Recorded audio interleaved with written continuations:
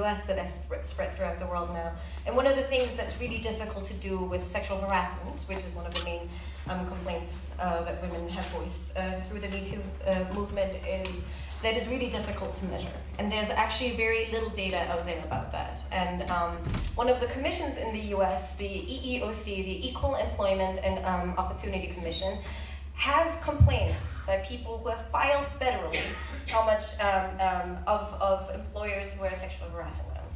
What's interesting is that they actually don't put out that many summary tables explaining which industries are the worst and not. And one of the methods in which I actually got raw data without a FOIA for every single sexual harassment data claim filed with that body in the past 20 years is by telling the statistician, I know what your job is. I know how you can come up with these summary tables. Why don't you give me this, this, and this, and this result?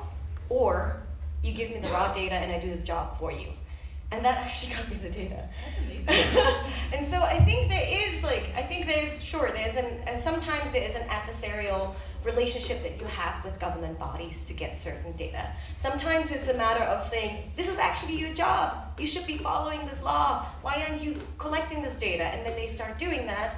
Or sometimes it's really coming down to empathy and being like, I know your job is hard. I know exactly what you do. So let me do that with the data that you have and give it to me. And since then, there have been like a few academic studies based on that data set. We published it, BuzzFeed has a very lovely open data policy where we publish our data for free on the internet.